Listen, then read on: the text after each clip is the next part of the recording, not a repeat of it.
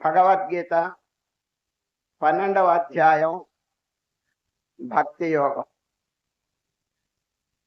ఈ 12వ అధ్యాయంతో భక్తి షట్కం సమాప్తం అవుతుంది. 13 నుంచి జ్ఞాన షట్కం ప్రారంభం అవుతుందండి. షట్ అంటే 6.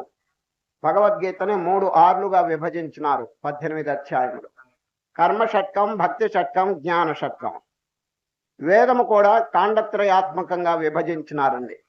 సంహిత, బ్రాహ్మణము, ఉపనిషత్తు అని వేదం యొక్క సారమైనటువంటి భగవద్గీత కూడా 3గా డివైడ్ చేసినారు. ఇప్పుడు ఈనాటితో ఈ భక్తి షట్కం సమాప్తం అవుతుందండి. భక్తి యోగం అనే పేరు.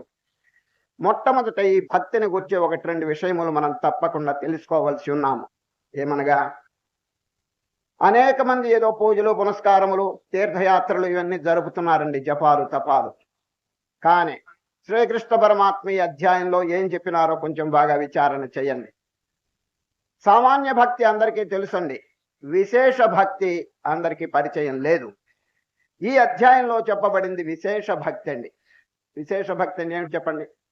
సామాన్యంగా మనం పూజలు చేసేటప్పుడు పుష్పాలతో పూజ చేస్తున్నాం. ఆ పుష్పములు ఎవరు తయారు చేసినారనే ప్రశ్న అండి. ఎవరండి తయారు చేసింది? మనం కాదు, సర్వేశ్వరుడు, ఆ భగవంతుని యొక్క సృష్టి అండి అది. వారు తయారు చేసిన పుష్పాలను వారికి సమర్పిస్తున్నాము. ఇది సామాన్యమైన పూజ అండి.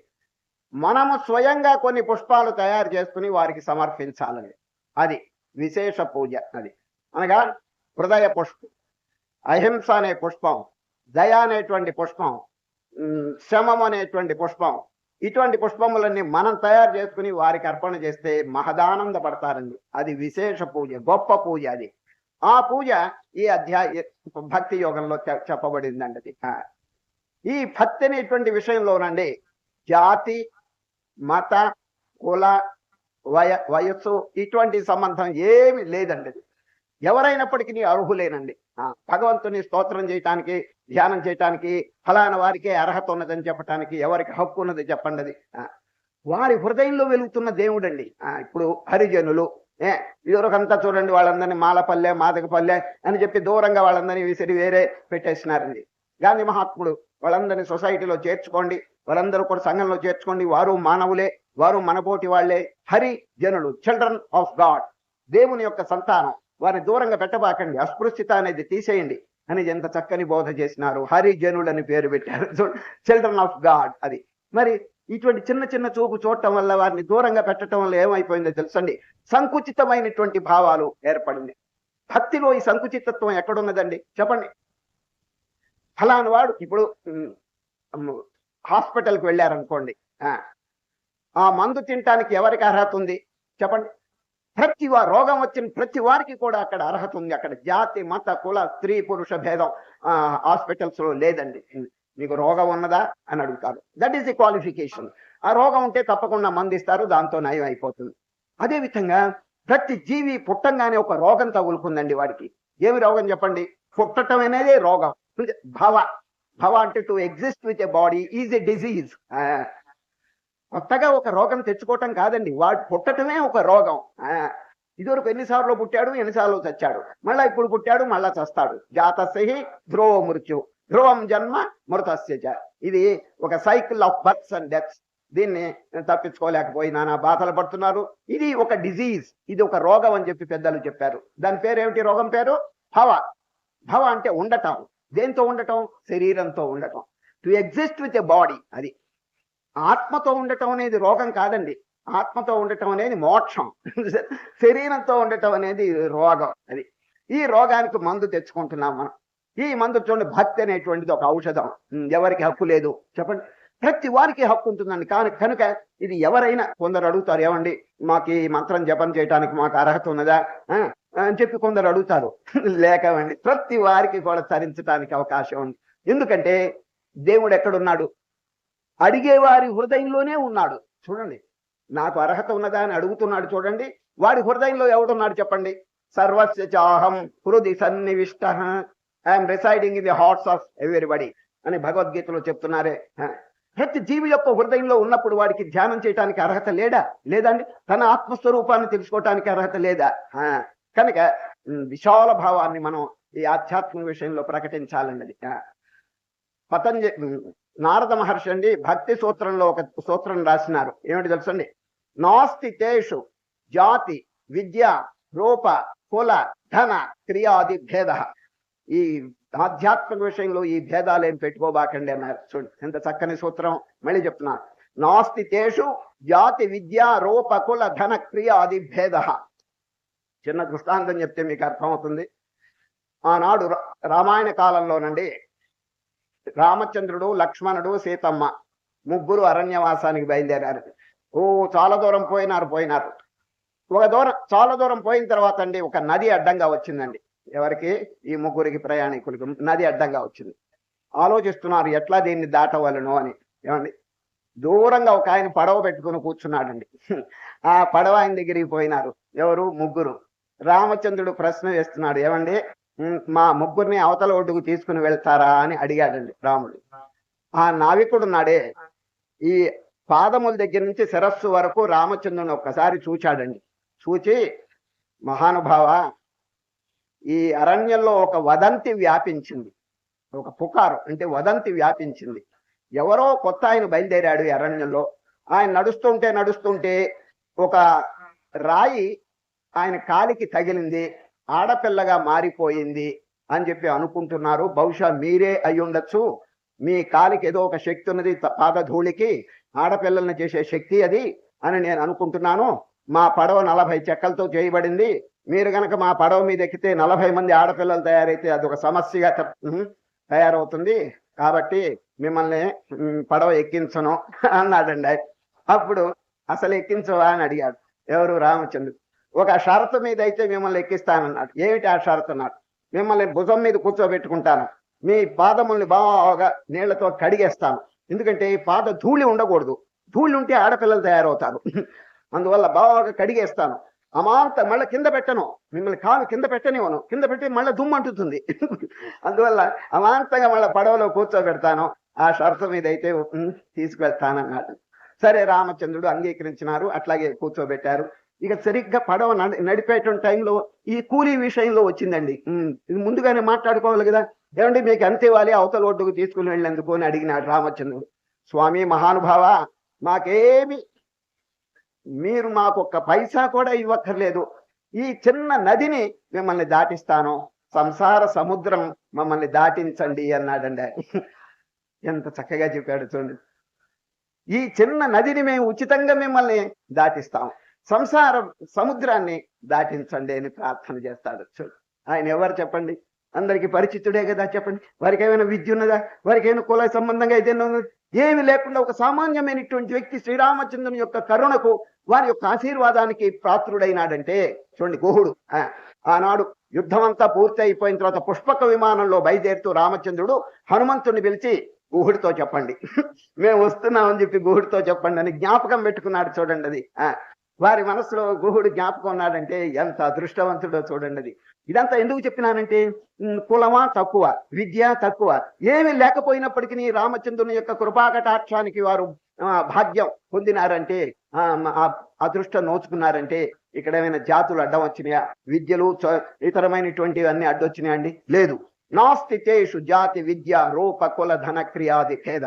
ఇదండి భక్తి మార్గంలో ఎవరు కూడా ఇంకా సంకోచింపలేదు. తమ హృదయంలో వెలుగుతున్నటువంటి పరమాత్మను ధ్యానం చేయటానికి వారికి సర్వ హక్కులు ఉన్నాయి. వారు వెంటనే ప్రారంభం చేయటం చాలా మంచిదండి. ఇంతవరకు ఎవరైనా హెసిటేట్ అంటే పెనుగులాడుతూ ఇది మనం చేయవచ్చునా లేదా అని చెప్పి అంటుంటే ఆ సంశయములు వారు దూరీకరించటం మంచిదండి. ఇది అయితే ఇంకొక విషయం ఈ భక్తి మార్గంలో జ్ఞాపకం పెట్టుకోవాలి. ఏమిటంటే, ధ్యానం చేసేటప్పుడు కానీ జపం చేసేటప్పుడు కానీ మనస్సు ఇతరత్ర పోకూడదండి. ఇది అనన్య. చూడండి, భక్తి అనేది అందరికీ ఉన్నది, కానీ అనన్య భక్తి లేదు. అనన్య అంటే ఏమిటి చెప్పండి? అన్యం అంటే ఇతరమైనటువంటి దృశ్య వస్తువులను గూర్చి చింతన చేయటం వదిలిపెట్టేయాలి. ఏ ధ్యేయం మీద మనస్సు నిలకడగా ఉన్నదో, దేని గురించి వారు జపం చేస్తున్నారో, దేని గురించి వారు లక్ష్యం పెట్టుకున్నారో అది మాత్రం తప్ప ఇంకా ఏది ఉండకూడదు. దీని పేరు అనన్య భక్తి అంటారు. చూడండి, ఇష్ట దైవం అంటారు. చూడండి, దేవుళ్ళు చాలా మంది ఉన్నారు, కానీ ఇష్ట దైవం మీకు రాముడు. వారి కృష్ణుడు, వీరికి శివుడు, వారికి ఇంకొక దేవుడు, దేవి, గణపతి, సూర్యుడు, ఇట్లా అనేక మందికి అనేక ఇష్టదైవాలు ఉంటాయి. వారి మంత్రం చక్కగా జపం చేసుకోండి. అనన్యమైనటువంటి ఇతరమైనటువంటిది ఏ సంకల్పం మనస్సుకి రానేయకూడదండి. ఏకాగ్రత ఏకాగ్రత అనేది చాలా ముఖ్యం అండి. దానివల్ల ఏమిటంటే అద్భుతమైన ఫలితాలు లభిస్తాయండి. సార్ ఇప్పుడు సూర్యకిరణములు ప్రసరిస్తున్నాయండి. దాంట్లో శక్తి ఉన్నది కానీ అది ప్రకటింపబట్టలేదు. ఎందుకంటే పరిపరి విధములుగా ఉన్నాయి కిరణములు. అక్కడో కిరణం, ఇక్కడో కిరణం. ఒక లెన్స్ పెట్టండి, లెన్స్ పెడితే అన్ని కిరణములు ఒక్క చోట కన్వర్జ్ అవుతాయండి. ఏకాగ్రంగా ఉంటే చొక్క ఏర్పడుతుంది. కింద ఒక పేపర్ పెట్టండి, ఇక్కడ లెన్స్ పెట్టి సూర్యప్రకాశంలో లెన్స్ కింద ఒక కాగితం పెట్టండి. It will burn away in course of time. ఒక 2 నిమిషాల్లో అది కాలిపోతుందండి. వెరీ థిక్ బర్నింగ్ కెపాసిటీ చెప్పండి. కిరణములో ఉన్నది, ఆ శక్తి ఉన్నది, కానీ విచ్ఛిన్నంగా పరిపరి విధములుగా పోయినందువల్ల ఆ శక్తి ప్రకటింపబట్టలేదు. అదేవిధంగా మనస్సు కూడా అద్భుతమైనటువంటి శక్తులు ఉన్నాయండి. ఏకాగ్రంగా ఉన్నప్పుడు అండి ఎటువంటి అద్భుతమైన ఫలితం కలుగుతుంది. అది నేను నోటితో చెప్పడం కాదు, ప్రతి వారు కూడా అనుభవించి చూడవలసింది అంశం. ఏకాగ్రంగా ఉండి ఇతరమైనటువంటిది ఏది దిశశ్చనవలోకయన్, దిక్కులు చూడటం కానీ ఇతర సంకల్పములు కానీ ఏది మనస్సుకి రాకూడదన్నది. ఈ ఏకాగ్రత విషయంలో కూడా ఒక చిన్న దృష్టాంతం చెప్తాను. ఆనాడు మహాభారత సమయంలోనండి ద్రోణాచార్యులు వీళ్ళందరికీ విలువిద్య నేర్పుతున్నాడండి చిన్నప్పుడు. ఎవరికండి? కౌరవులు, పాండవులు. 100 మంది కౌరవులు, 5 మంది పాండవులు. ఎంతమంది చెప్పండి? 105. 105 మందికి చక్కగా విలువిద్య నేర్పి ఒక సంవత్సరం టెస్ట్ ఎగ్జామినేషన్ పరీక్ష పెట్టాలని అనుకున్నాడు ఎవరు? ద్రోణాచారి. అందరికీ ముందుగానే చెప్పినారు, నాయలారా మీ బాణాలు, మీ యొక్క ఇవన్నీ తీసుకుని రాండి, ఏకాంతంగా ఊరు బయటికి తీసుకుని రండి, మీ బాణాలు, ఇది చూడండి ధనుస్సులు, ఇవన్నీ తీసుకుని రండి అని చెప్పి అందరినీ తీసుకెళ్ళాడు. ఎక్కడికి? ఊరు బయటికి. అక్కడ ఒక పెద్ద చెట్టు ఉందండి, బ్రహ్మాండమైన చెట్టు. దాని చివర చిటారు కొమ్మకండి ఒక గడకర్ర కట్టాడండి, కట్టించాడు ఎవరు? ద్రోణాచారి. గడకర్ర. ఆ గడకర్ర చివర కొయ్య పక్షి వేలాడి తీయించాడండి. ఆ కొయ్య పక్షికి గాజు కన్ను పెట్టాడు. చూచారు? ఈ 105 మందిని చెట్టుకి దూరంగా తీసుకొచ్చాడు ఎవరు? ద్రోణాచారి. ఎగ్జామినేషన్ పరీక్ష. అయ్యా బీ రెడీ, అందరూ సిద్ధంగా ఉండండి, వారి వారి ధనుస్సులు బాణాలు తీసుకుని అందరు రెడీగా ఉన్నారండి. నేను పిలిచిన వారు మాత్రం ముందుకు రండి అన్నాడు. ఒక్కరిని పిలిచాడండి ముందు, ఎవరో? ద్రోణాచారి. పిలిచిన తర్వాత సరిగా గురి పెట్టవయ్యా అన్నాడు. గురి పెట్టాడు, కొట్టబోతున్నాడండి. కొట్టబోయే టైంలో ఆపేసినాడండి ఎవరు? ద్రోణ. Please stop. మీరు కొట్టబోయే సమయంలో మీకు ఏమి కనిపిస్తున్నది అని అడిగాడండి ఎవరు? ద్రోణాచారి. ఆయన ఏం చెప్పాడు తెలుసండి? ఒక చెట్టు కనిపిస్తున్నది, చెట్టు పైన ఒక కర్ర కనిపిస్తున్నది, కర్ర పైన ఒక పక్షి కనిపిస్తున్నది అన్నాడండి. మీరేం కొట్టక్కర్లేదు కానీ దయచేసి వెళ్ళిపోండి అన్నాడండి. దాన్ని పంపించేశారండి. నెంబర్ 2 ఇంకొకరిని పిలిచారు. సరిగ్గా కొట్టబోయే సమయంలో మీకేం కనిపిస్తున్నది అని అడిగాడు ఎవరు? ద్రోణాచార్య. ఆయన ఏం చెప్పాడు తెలుసండి? గురువు గారైన మీరు కనిపిస్తున్నారు అన్నాడండి. ఇంకా దయచేవయ్యా, మీరేం కొట్టక్కర్లేదు, వెళ్ళిపోండి అన్నాడు. 3వ వాడిని పిలిచాడండి. మీకేం కనిపిస్తున్నది కొట్టబోయేటప్పుడు అంటే? ఆయన కూడా ఇదిగో చెట్టు, చుట్టుపక్కన ఎవరో నడుస్తున్నారు, ఇదంతా ఇల్లు ఉంది అక్కడ, ఇట్లా చెప్పాడండి. ఆయన్ని కొట్టనివ్వలేదు. ఇట్లా అందరినీ విరమింపజేశాడండి, ఒక్కరిని కొట్టనివ్వలేదండి. ఆఖరికి అర్జునుడిని పిలిచాడండి. అర్జునే మారో, కొట్టమన్నాడు ఒకసారి. సరిగా కొట్టబోయే టైంలో హడిజావు, ఆపు, మీకేం కనిపిస్తున్నది అని అడిగాడు ద్రోణాచారి. అర్జునుడు చూడండి ఎంత అద్భుతమైన జవాబు ఇచ్చాడంటే, మహానుభావ మాకేమీ కనిపించటం లేదు, పక్షి కూడా కనిపించటం లేదు, పక్షి కన్ను కనిపిస్తుంది. చూడండి, పరీక్ష ఏమిటంటే పక్షి యొక్క కన్ను కొట్టాలండి, అది పరీక్ష. ఆ లక్ష్యము తప్ప ఇంకేది కనిపించట్లేదండి. అనన్య. చూడండి, ఆ ఏకాగ్రత కాన్సన్ట్రేషన్ వల్ల మారో అన్నాడంతే. కొట్టండి అన్నాడు, ఒక దెబ్బకి ఎగిరిపోయిందండి ఆ పక్షి యొక్క కన్ను. చూచారా? పక్షి కాదు, పక్షి యొక్క కన్ను. అర్జునులకు ఒక్కరికి సరి అయినటువంటి ఏకాగ్రత ఉన్నదని నిరూపించినారండి. అది ఇంతమంది ఉన్నారు కదా, 105 మంది. 105 మందికి ఏకాగ్రత సరి లేదండి, ఒక్కరికి మాత్రమే ఉన్నది. కనుక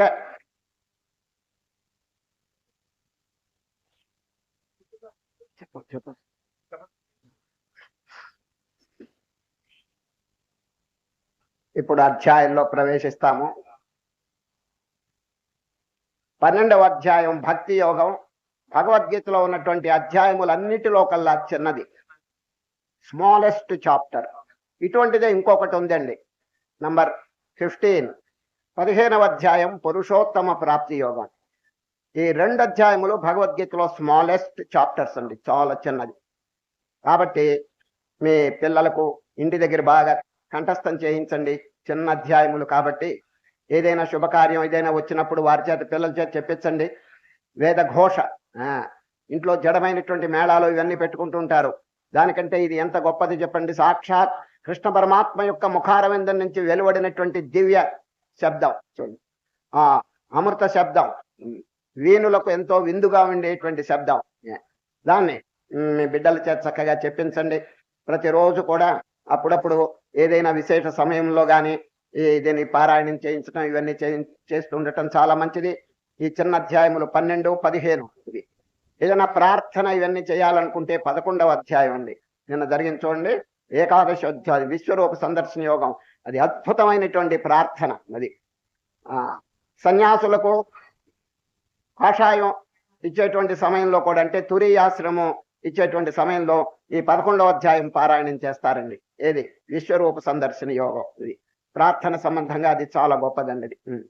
ఈ అధ్యాయంలో మొట్టమొదట శ్రీకృష్ణ పరమాత్మ ఏమి చెప్పలేదండి. అర్జునుడు ఒక చిన్న ప్రశ్న అడుగుతారు. విశ్వరూపం అంతా చూచినారు కదండి, వారికి ఒక సందేహం కలిగింది. కృష్ణ, ఒక స్వరూపాన్ని ధ్యానం చేసేవారు గొప్పవారా, లేక ఏ రూపం చూడకుండా మనస్సులో ఏ నిరాకార నిర్గుణ స్వరూపాన్ని ధ్యానం చేసేవారు గొప్పవారా? ప్రశ్న అందరికి అర్థమైందండి. చూడండి, ఇప్పుడు పటం అక్కడ పెట్టుకోండి, పూజ చేస్తున్నారు కొందరు. అక్కడ ఒక మూర్తి, దేవాలయంలో ఒక విగ్రహం ఉంది, దాన్ని పూజ చేస్తున్నారు. ఈ సగుణ పూజ గొప్పదా, లేక కొందరండి అసలు ఎదురుగుండా ఒక వస్తువుని పెట్టుకోవటం కానీ ఇదంతా ఏ ఉండదండి, కళ్ళు మూసుకుని తమ యొక్క హృదయంలోనే ధ్యానం చేస్తుంటారు. తమ హృదయంలో ఆత్మ ఉన్నది కదండి, ఆ ఆత్మస్వరూపాన్ని గురించి చక్కగా నిరాకారం, నిర్గుణ, నిర్వికార, నిశ్చల ఆత్మస్వరూపాన్ని గురించి చింతన చేస్తుంటారు. వీరిద్దరిలో ఎవరు గొప్పవారు? అదండి ప్రశ్న. అందరు ఇటు సాకారమును అర్చించేవారా, నిరాకారమును ధ్యానం చేసేవారా? 2 తరగతులు వారు ఉన్నారు కదండి ప్రపంచంలో. వీరిద్దరిలో ఎవరు గొప్పవారు, శ్రేష్ఠులు అని అర్జునుడి గారికి ఒక సందేహం కలిగింది. ఏవం సతతయుక్తా ఏ భక్తా స్వాం పర్యుపాసతే ఏ చాప్యక్షరమవ్యక్తం తేషాం కే యోగవిత్తమా. దానికి శ్రీకృష్ణ పరమాత్మ రిప్లై వండర్ఫుల్ గా ఉందండి, చాలా అద్భుతంగా ఉందండి. ఇప్పుడు ప్రపంచంలో మనం ఈ రేషియో ప్రపోర్షన్ కనుక జాగ్రత్తగా చూస్తే, ఎవరెవరు ఎంతంత సంఖ్యలో ఉన్నారు అని చెప్పి చూస్తే, ఈ సాకారమును పూజ చేసేటువంటి వారే 100కి 95% ఉన్నారండి. 100కి 95 మంది ఉన్నారు. ఏ ఒక్క 5 మంది నిరాకారమును వచ్చి ధ్యానం ఎక్కడో ఏకాంతంలో ఆశ్రమాల్లో కూర్చుని, మఠాల్లో కూర్చుని ఆ నిర్వికల్పమైనటువంటి స్వరూపాన్ని ధ్యానం చేస్తున్నారు. 5% అండి. 95% ఈ సాకారమునే చూడండి, ఎక్కడ చూసినా గుళ్ళు, గోపురాలు, తీర్థస్థానాలు, పూజలు, పునస్కారములు ఇవన్నీ కూడా బాక్యంలో జరిగిపోతున్నాయి. సరే, ఇప్పుడు ఈ నిరాకారమే గొప్పదని చెప్పితే ఏమైపోతారు చెప్పండి? సాకారం వాళ్ళంతా 100కి 90 నిరుత్సాహపడిపోతారు. సరే, శ్రీకృష్ణ పరమాత్మ బాగా ఆలోచించి ఎవరికి దెబ్బ లేకుండా మధ్య తరగతిగా జవాబు చెప్పారండి. నాయనా అర్జున, ఇద్దరూ గొప్పవారే, కానీ శ్రద్ధతో ధ్యానం చేసేటువంటి వారు గొప్పవారు అన్నట్టు. శ్రద్ధ అనే దానికి వాల్యూ ఇచ్చారు అక్కడ. సార్, మయ్యావేశ్య మనో ఏ మాం నిత్యయుక్త ఉపాసతే శ్రద్ధయా పరయోపేతాస్తే మే యుక్తతమా మత. అట్లయిందండి, మళ్ళీ చెప్తున్నాను. మయ్యావేశ్య మనో ఏ మాం నిత్యయుక్త ఉపాసతే శ్రద్ధయా పరయోపేతాస్తే మే యుక్తతమా మత. అర్జున, సాకారం అయితే నిరాకారం అయితే 2 ఫలితాలు ఒకే ఫలితాన్ని ముందు ముందు కలుగు చేస్తుందండి. ఇప్పుడు సాకారం నిరాకారంలోకి తీసుకొస్తుంది, నిరాకారం నుంచి మోక్షం పొందుతాడు. సరే, కనుక సాకారం తక్కువ అని మనం ఎట్లా చెప్పగలం చెప్పండి? వారికి కూడా శ్రద్ధ, భక్తి ఇవన్నీ ఉంటే చక్కగా ఫలితాలు కలుగుతాయండి. ఏ నాటికైనా నిరాకారంలోకి వాడు తప్పకుండా ప్రవేశించి తీరతాడు. ఇప్పుడు ఎల్లప్పుడూ ఒక వ్యక్తి ఎలిమెంటరీ కోర్సులో ఉంటాడా చెప్పండి? నెమ్మదిగా హై స్కూల్ కోర్సులోకి వస్తాడు, దాంట్లోంచి కాలేజీ నుంచి గ్రాడ్యుయేట్ అవుతాడు. అదేవిధంగా ఈ ఆధ్యాత్మిక పాఠంలో కూడా ఈ సాకారం అనేది ఎలిమెంటరీ కోర్స్ అనుకోండి, దాన్ని నిరుత్సాహపరచకూడదండి. ఎందుకంటే అనేక మంది యొక్క స్వభావం సామాన్య స్థితిలో ఉన్నదండి. వారు అతీత స్థితికి పోలేదండి ఇది. అందుచేత వారికి అనుగుణ్యంగా మనం ఏం చెప్పాలంటే శ్రద్ధతో నాయన అట్లాగే చేసుకో, అట్లాగే పూజ చేసుకో, ఆరాధన చేసుకో, తీర్థయాత్రలు చేసుకోండి, కానీ మీ జీవితం పవిత్రంగా ఉండేటట్టు చూడండి. చాలా మంది అండి ఈ బాహ్యమైనటువంటి క్రియలు చేస్తున్నారు కానీ క్యారెక్టర్ చాలా దూరంగా పెడుతున్నారండి. క్యారెక్టర్ బిల్డింగ్ లేకపోతే నిజంగా అంత నాశనం అయిపోతుందండి. చూడండి, దృష్టాంతం రావణాసురుడు. ఎన్ని శివలింగాలకి పూజ చేసేవాడు చెప్పండి, ఎంత గొప్ప శివభక్తుడు, అయినప్పటికీ నీ డౌన్ ఫాల్ ఎందుకు వచ్చింది చెప్పండి, అది చెప్పండి. సర్వం నిష్ఫలితం తథైవ విధినా దైవే బలే దుర్బలే. ఆ character building, moral training, ethical లేదు కాబట్టి అది పడిపోయినాడు ఆయన. చూచారు ఎంత ఎన్ని శివలింగాలకి పూజ చేసేవాడు చెప్పండి. ఎప్పుడు స్ఫటికలింగం వారి దగ్గర ఉంటుందటండి. ఎవరికి దగ్గర? రావణాసుడి దగ్గర. ఎక్కడికి వెళ్ళాం he will carry along with him. స్ఫటికలింగం తీసుకుపోయి దాన్ని పూజ చేస్తూ ఉంటాడండి. చూచారు, చిత్తశుద్ధి లేని శివ పూజలేలరా విశ్వదాభిరామ వెనురవేమ. చిత్తశుద్ధి లేదండి, అందుచేత పతనం కలిగింది. కనుక పూజ మంచిదే, పూజ తప్పకుండా మంచిదే, కానీ చిత్తశుద్ధి దాంతో జోడింపజేయాలి. అందుచేతనే జనులు సరైనటువంటి అవగాహన లేనందువల్లనే వాళ్ళు ఎల్లప్పుడూ ఒకే స్థితిలో ఉండిపోతున్నారని. No improvement, no progress. ఎన్ని సంవత్సరాలు మీరు పూజ చేశారో కొంచెం లెక్కేసుకోండి, మీరు ఎన్ని సంవత్సరాలు తీర్థయాత్రలు వేశారో లెక్కేసుకోండి. హృదయంలో ఏదైనా ఉన్నతి కలిగిందా, శాంతి కలిగిందా, దైవ సంబంధమైనటువంటి అనుభూతి ఏమైనా కలిగిందా? ఇది కదండి మనకు ముఖ్యంగా కావాల్సింది. ఎక్కడున్నది లోటు, అది ఇప్పుడు మనం విచారించాలండి. సరే, ఏ డ్రాబ్యాక్ మనలో ఉంటే ఈ స్థితి కలుగుతున్నదని విచారణ చేసి దాన్ని రెక్టిఫై చేసుకోవాలి. ఏంటి ఎక్కడ తెలిసిన క్యారెక్టర్, అది మన చరిత్ర విషయం చాలా హోప్లెస్ గా తయారవుతున్నదని కేర్ చేయటం లేదు. మనకు కావాల్సింది పూజ. పూజ అనేది చూస్తున్నారే గాని యాత్రలు అనేది చూస్తున్నారు, రామకోటి అనేది రాస్తున్నారు. కోపం తగ్గిందా, అసూయ తగ్గిందా, ద్వేషం తగ్గిందా అని ఎవరైనా ఆలోచిస్తున్నారో చెప్పండి. ఇది కనుక చరిత్ర కనుక హీనమైతే మానవుడి పతనం అయిపోతాడండి. అది కనుక అన్నిటికంటే ముఖ్యం ఏమిటంటే క్యారెక్టర్ అంటే ఏమిటి? మన చరిత్ర, మన స్వభావం. ఇంగ్లీష్ లో ఒక చక్కని వాక్యం ఉంది, చెప్తాను. If your wealth is last, nothing is lost. చూడండి, మహనీయులు చెప్తున్న వాక్యం. If your wealth is last, nothing is lost. If your health is lost, something is last. But if your character is lost, everything is lost. డబ్బు పోతే తిరిగి సంపాదించుకోవచ్చండి, ఆరోగ్యం పోతే పూర్ణ ఆరోగ్యం మళ్ళీ తెచ్చుకోవటం కష్టం అంటున్నాడు. చూడండి, ఆరోగ్యం తగ్గితే ఇదివరకున్న పూర్ణారోగ్యం అంతా రావటం కష్టం అండి. అది అంచేత if your health is lost, something is lost అంటున్నాడు. If your wealth is lost, డబ్బు కనకపోతే నథింగ్ ఈజ్ లాస్ట్. ఎందుకంటే ఇప్పుడు 100 రూపాయలు పోయినాయి అనుకోండి, 100 రూపాయలు తిరిగి సంపాదించుకోవచ్చు. చూచారా, ఆ విధంగా ఆరోగ్యం సంపాదించడం కష్టం కాబట్టి సంథింగ్ ఈజ్ లాస్ట్ అన్నాడు. If your health is lost, something is last. But if your character is lost, everything is lost. నీ చరిత్ర, నీ పవిత్రత గనక పోతే ఇక ఎందుకు పనికి రాకుండా పోతావు. ఒకవేళ ఈ ప్రపంచం వాళ్ళు నేను మానవుని నెత్తి మీద ఎక్కించవచ్చు, ఎందుకంటే వారి అధికారం, వారి డబ్బు చూసి ఏదైనా కొంచెం వారిని ఘనంగా చూసినా భగవంతుని దృష్టిలో ఏమైపోతారు చెప్పండి. లోకుల దృష్టిలో మనం గొప్పవారం కావటం అనేది పెద్ద గొప్ప కాదండి. భగవంతుని దృష్టిలో వీడు గొప్పవాడు అని ఏలు పెట్టి చూపించాలి. యో మద్భక్త సమే ప్రియ, గీతలో ఈ అధ్యాయంలోనే వస్తుందండి. సరే, నాకు ఎవరంటే ప్రియుడు? నా భక్తుడు. భక్తుడు అంటే ఏమిటి? గుణాలు చెప్తాడు. 26 సుగుణములు భక్తి గుణాలు చెప్తాడండి. ఈ 26 గుణాలు ఎవరు ఆచరణలో పెడతాడు వాడు హీఈస్ డియరెస్ట్ టు మీ అంటాడు శ్రీకృష్ణుడు. నాకు ధనవంతులు పెద్ద గొప్ప కాదు, అధికారవంతులు గొప్ప కాదు. ఎవరు గొప్ప తెలిసిన నేను చెప్పినటువంటి ఈ భక్తి గుణాలను ఎవరు నిత్య జీవితంలో ఆచరణలో పెడుతుంటారో they are dearest and nearest to me. భక్తిమాన్ యస్సమే ప్రియ, యో మద్భక్త సమే ప్రియ. ఇప్పుడు దేవుడు అందరికీ గొప్పవాడేనండి కదండి. మీకు గొప్పవారు, వారి గొప్పవారు. దేవుడు అంటే అందరికీ గొప్పవారు, కానీ దేవుని దృష్టిలో మనం గొప్పవారమా కాదా అది చూడాలండి. అర్థమైందండి? ఇప్పుడు మనం అందరం దేవుణ్ణి మహానుభావ అని చెప్పి ప్రార్థన చేస్తుంటాం, చాలా గొప్పవాడు మన దృష్టిలో. కానీ దేవుని దృష్టిలో మనం ఎట్లా ఉన్నాం చెప్పండి? మనం కూడా గొప్ప స్థితిలో ఉండాలండి దేవుని దృష్టిలో. ఎప్పుడు ఉంటాం తెలిసిన వారు బోధించింది మనం చక్కగా ఆచరిస్తుంటే వారికి ఎంతో ఆనందం. గీతలో ఏం చెప్పారు? అర్జున, నేను చెప్పిన బోధంతా మీరు విన్నారు, 10 మందికి ప్రచారం చేయండి. ఆ విధంగా మీరు ప్రచారం చేస్తే నాకు ఎంత ఆనందం అంటే భవిష్యత్తులో కూడా అటువంటి స్నేహితుడు నాకు దొరకబోడు అంటాడండి. చూడండి, యయమం పరమం గుహ్యం మద్భక్తేషు విధాస్యతి భక్తిం మయి పరాం కృత్వా మామే వైశ్యత్య సంశయః నచ తస్మాన్ మనుష్యేషు కశ్చిన్మే ప్రియకృత్తమః భవితా నచ మే తస్మాదన్యః ప్రియతరో భువి. చిన్న దృష్టాంతం చెప్తే మీకు చక్కగా బోధపడుతుంది. కాశీలోనండి ఒక దేవాలయం ఉంది, మీకు అందరికీ తెలుసు. ఏం దేవాలయం? విశ్వనాథుని దేవాలయం. ఆ విశ్వనాథుని దేవాలయంలో పొద్దున 7 గంటలకి పూజారి వచ్చాడండి. వచ్చి నిర్మాల్యం తీసేసి అభిషేకం చేస్తున్నాడండి. ఎక్కడ? విశ్వనాథుని దేవాలయం. దానికి ఆవరణ ఉందండి, ప్రాంగణం పెద్దది, కాంపౌండ్ వాల్. ఆ లోపల పూజ చేస్తున్నాడు. అభిషేకం చేస్తున్నటువంటి టైంలోనండి ఎవరు రాలేదు, ఇంకా భక్తులు ఎవరు రాలేదండి గుడికి పొద్దున 7 గంటలకి. అప్పుడు ఆకాశంలో నుంచి బ్రహ్మాండమైన శబ్దంతో ఒక బంగారపు పళ్ళెం కింద పడిందండి. ఇక్కడ తట్ట అంటారేమో, బంగారపు పళ్ళెం ఆకాశంలో నుంచి మంచి శబ్దంతో కింద పడిందండి.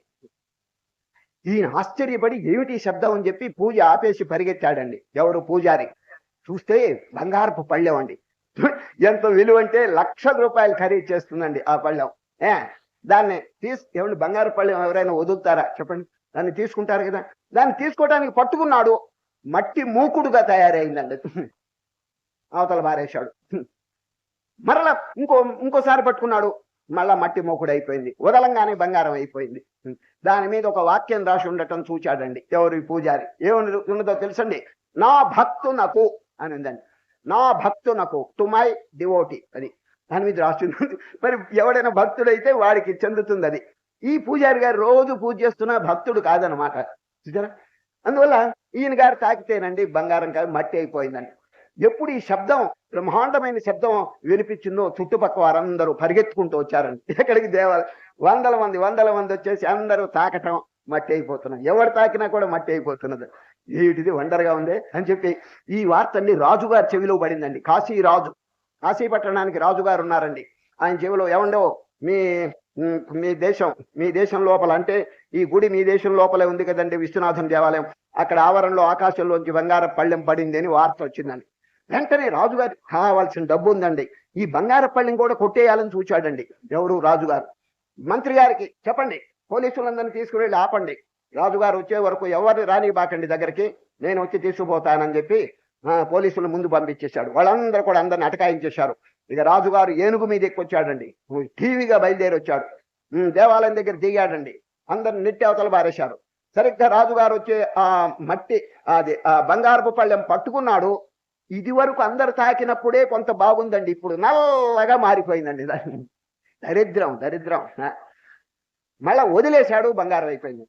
అవమానం అయిపోయిందండి. అందరూ తిట్టారు, ఏంటి రాజు తాకినప్పుడు ఇంకా నల్లగా ఉంది, ఏంటి దరిద్రం. చూచారా? ఆ సిగ్గు భయపడిపోయి అవమానం భరించలేక నెత్తి మీద కొట్టేసుకుని ఏనుగు మీద ఎక్కి స్పీడ్ పెట్టిపోయినాడండి. ఎవరు? రాజుగారు. చూడండి, రాజుగారికి దక్కలేదు, పండితులకి దక్కలేదు, పామరులకి దక్కలేదు, ఎవరికి ఆ పళ్ళెం దక్కలేదు. మరి ఎవరికి చెందినట్టు చెప్పండి? ఈ విధంగా జనస్తోమం అంతా అక్కడ చేరేటప్పటికి ఎక్కడ జనసంఖ్య ఉంటారో అక్కడ బీద వాళ్ళంతా అడుక్కుంటారండి. భౌతే విచ్చాండి, ఏమండి కొంచెం డబ్బులు ఇవ్వండి, అన్నం పెట్టండి అని ఇట్లా అడుక్కుంటూ ఉంటారు. అక్కడ ఒక బారులు తీర్చి కుంటివాళ్ళు, గుడ్డివాళ్ళు, అవిటి వాళ్ళు వీళ్ళందరూ కూర్చున్నారండి. ఎక్కడ? దేవాలయం ముందుగా. ఆ మార్గం గుండా ఒక ఆయన వస్తున్నాడండి. ఆయన గుడ్డలు చూస్తే చినిగిపోయిన గుడ్డలండి, ముఖం చూస్తే పెద్ద అందం లేదండి. ఆయన వస్తున్నాడండి. వచ్చి అందరిని అడుగుతున్నాడు, ఏమిటి ఇది జనం అంతా, ఏమిటి ఆకాశంలోంచి పళ్ళెం పడిందట, అందరు చూడటానికి వస్తున్నారని చెప్పి. దారిలో ఉన్నటువంటి బీదవాళ్ళని చూసేటప్పటికి హృదయం కరిగిపోయిందండి. ఎవరికి? ఆ వచ్చే ఆయనకి. అయ్యో భగవంతుడు నాకు కళ్ళు ఇచ్చినాడే, గుడ్డివాడు చేసినారే, వీళ్ళు గుడ్డివాడిగా ఉన్నాడే, నాకు కాళ్ళు బాగున్నాయే, వీడి కుంటివాడిగా ఉన్నాడే, ఎంత బాధపడుతున్నాడని చెప్పి గుండె కరిగిపోయి కంటి వెంట ధారధారగా నీళ్లు కారుస్తున్నాడండి. ఎంత బాధపడుతుంటాడో ఆ గుడ్డివాడు, ఆ కుంటివాడు అని చెప్పేసి నెమ్మదిగా లోపలికి వెళ్ళాడండి.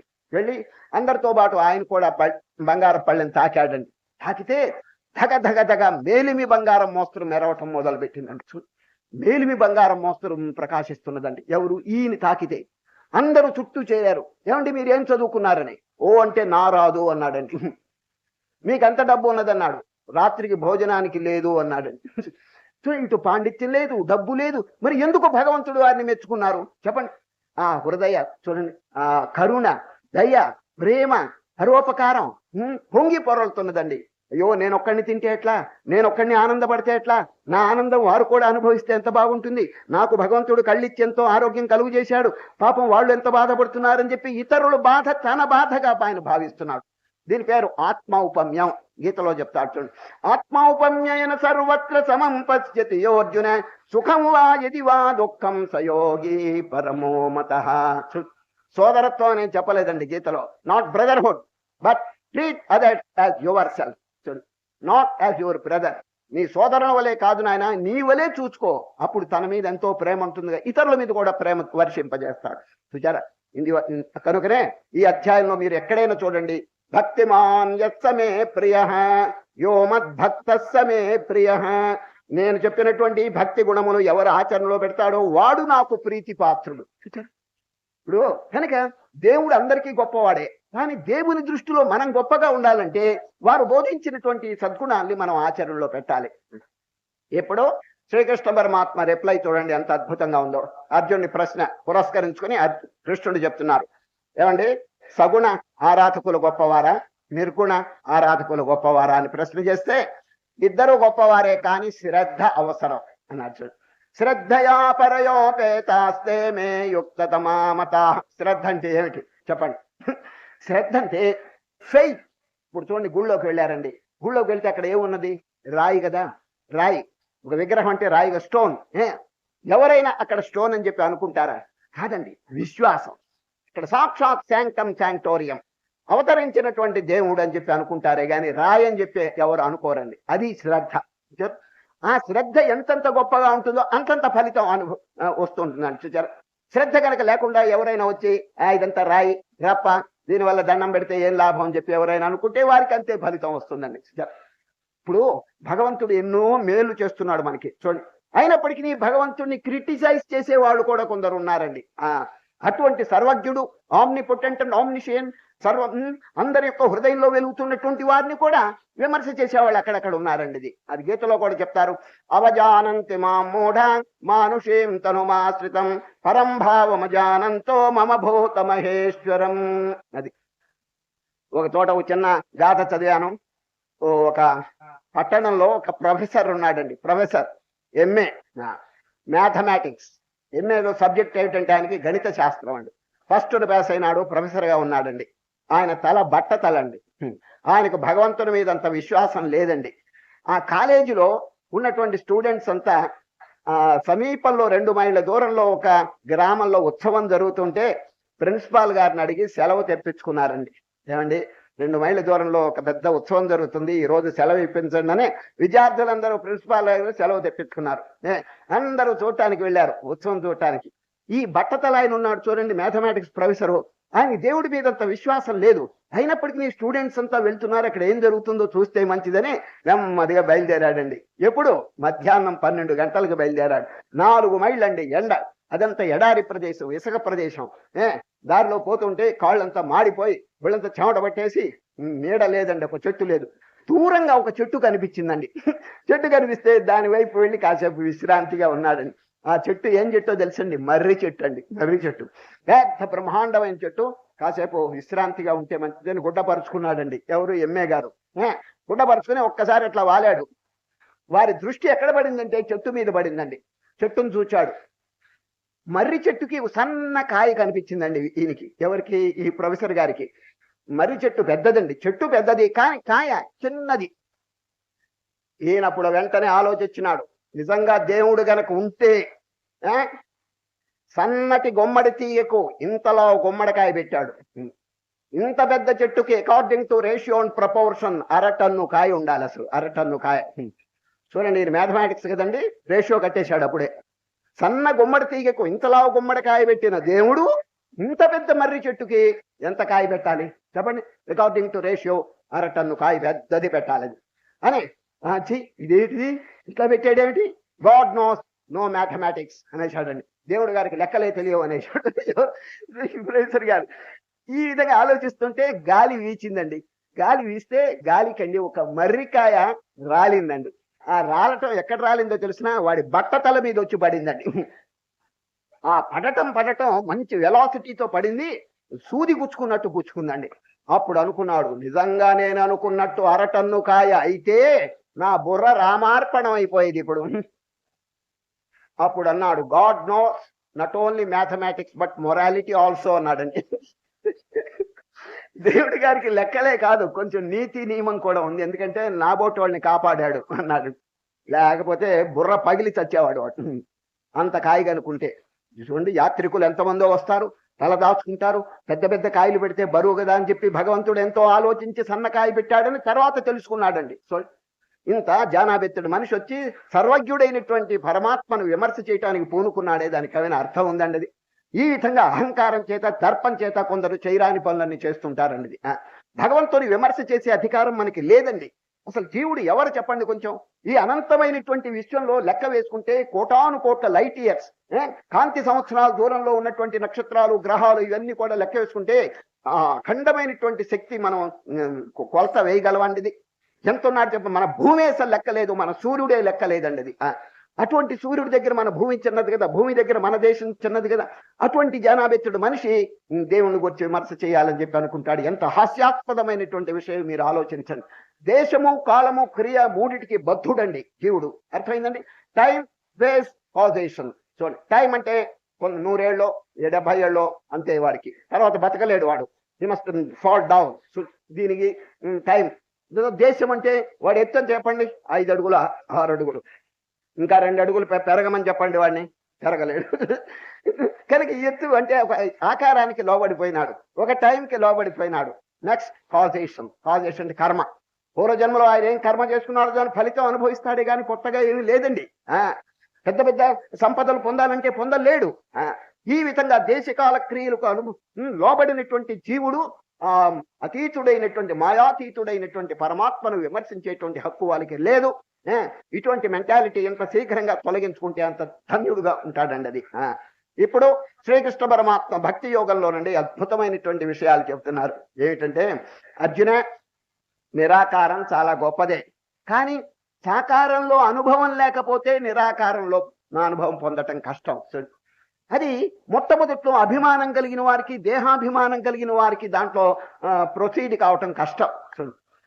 క్లేశో అధికతరస్తేషాం అవ్యక్తాసక్తచేతసాం అవ్యక్తా హి గతిర్దుఃఖం దేహవద్భిరవాప్యతే. ప్లీజ్ అండర్లైన్, దేహవద్భి. నేను దేహం అని అనుకున్నవాడు దాంట్లో ప్రొసీడ్ కావటం కష్టం అండి.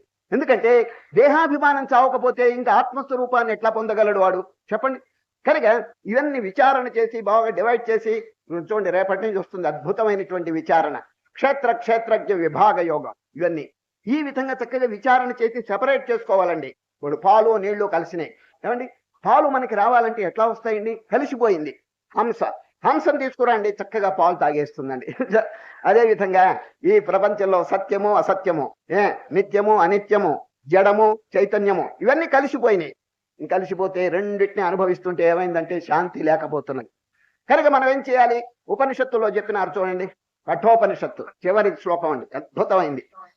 అంగుష్ఠమాత్ర పురుషోంతరాత్మ సదా జనానాం హృదయే సన్నివిష్టః తం స్వాచ్చరీరాత్ ప్రవృహేన్ ముంజాదివేషీకాం ధైర్యేణ తం విద్యాచ్చుక్రమమృతం తం విద్యాచ్చుక్రమమృతమితి. కఠోపనిషత్తు చివరి శ్లోకం. దర్భగడ్డిలోనండి పూజ చేసేటప్పుడు దర్భగడ్డి కావాలండి. అది ముంజగడ్డి లోపల ఉంటుందండి, ముంజగడ్డి. కనుక పురోహితులు నెమ్మదిగా ముంజగడ్డిని ఇట్లా తెరిచి ఆ దర్భగడ్డిని తుంచి పూజకి తీసుకుపోతారండి. సరే, ఆ ఉపమానం చెప్పారు. అది ఏ విధంగా ముంజగడ్డిలో దర్భగడ్డి ఇముడి ఉందో అదే విధంగా శరీరం లోపల ఆత్మ అనేది వికసిస్తుంది, ప్రకాశిస్తున్నది. బాగా విచారణ చేసి దాన్ని వేరు చేయాలి. చేసి ఆ లోపల సచ్చిదానంద స్వరూపంలో మనం తాదాత్మ్యం పొందటం నేర్చుకోవాలి. అదే మోక్షం. ఈ విధంగా మానవుడు విచారణ చేత తన స్వరూపం, నేను దేహం అని చెప్పి అనుకుంటే it's impossible to realise god. ఎవరు కూడా దేవుణ్ణి పొందలేరండి. నేను దేహం అని చెప్పి అనుకుంటే దేహాభిమానం చంపేస్తున్నదండి. ఏ రామతీర్థులు ఇటువంటి మహనీయులండి బాగా సాధన చేసి చేసి I'm not the body, I'm not the mind, I'm not the senses అని చెప్పి బాగా మననం చేసి చేసి చక్కగా అనుభూతిని పొందినారండి. ఎవరు? ఇప్పుడు రామతీర్థుడు నేను పోగుచున్నాను అని అనడు, ఇప్పుడు అనడండి. ఏమంటాడు తెలిసిన?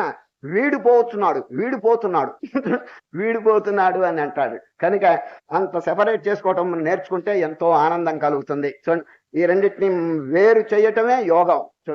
విభాగం చూడండి, రేపటి నుంచి వచ్చేటువంటి ప్రతి అధ్యాయం పేరు విభాగం. విభాగం అని వస్తుంది. Please separate.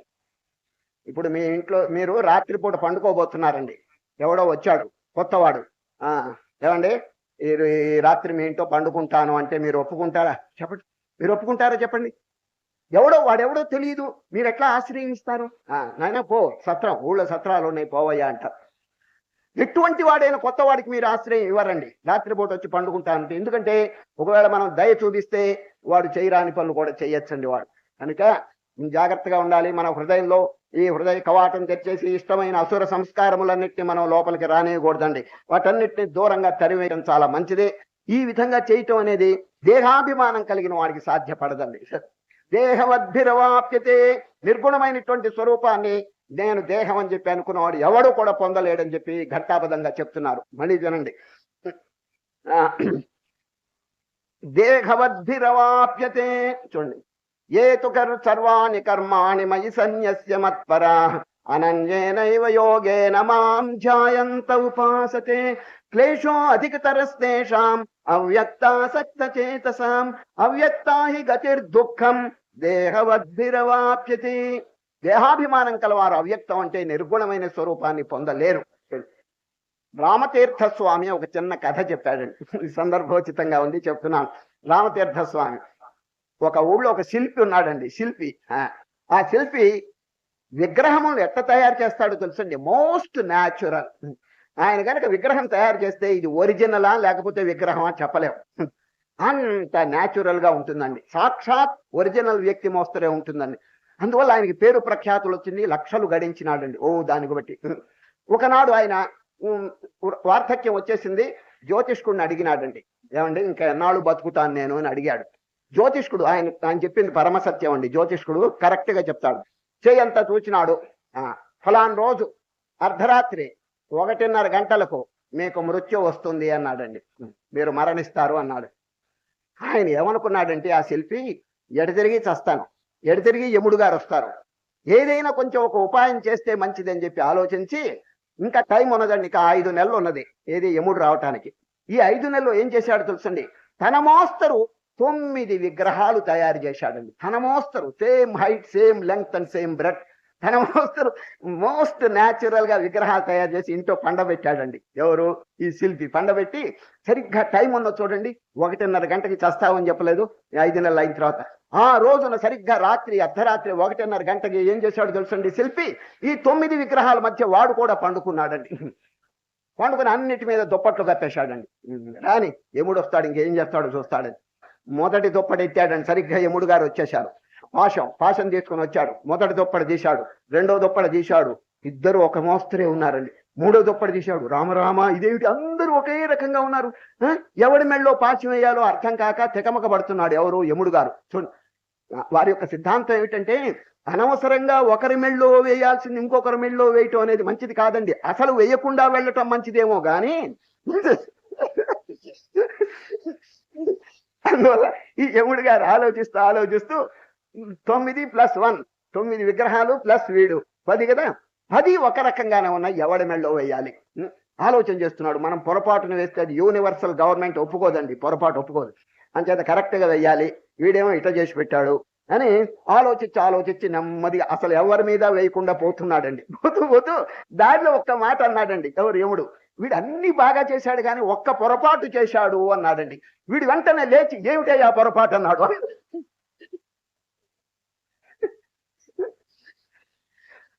యముడు గారు వచ్చి నువ్వు లేవటమే ఆ పొరపాటు అన్నాడు. శుభ్రంగా పాశం వేసి ఈడ్చుపోయినాడండి. చూడండి, కొంచెం ఓర్చుకుంటే అభిమానం చస్తున్నాడు వాడు. నేను నేను నేను దేహం అని చెప్పి కొంచెం ఓర్చుకుంటే హాయిగా ప్రాణం దక్కేది కదా. చూడండి, కనుక శ్రీకృష్ణ పరమాత్మ చెప్పినారు అది దేహాభిమానం కలిగిన వారు ఎవరు కూడా మోక్షం పొందలేరు. చూడండి అనే నిరాకారమైనటువంటిది చాలా గొప్పదే, కానీ సాకారం కూడా కొంత బాగా అభ్యాసం చేసిన తర్వాత మాత్రమే దాంట్లోకి అభిమానం పోవాలను, అహంకారం చావాలను, అప్పుడు మాత్రమే వారికి దారిలో నిర్గుణము నిరాకారంలో ప్రవేశం కలుగుతుంది. అది కాలేజ్ కోర్స్ అని చెప్పవచ్చండి. ఏది నిర్గుణ సంబంధమైందంతా నిరాకార సంబంధమైంత కాలేజ్ కోర్స్ అండి.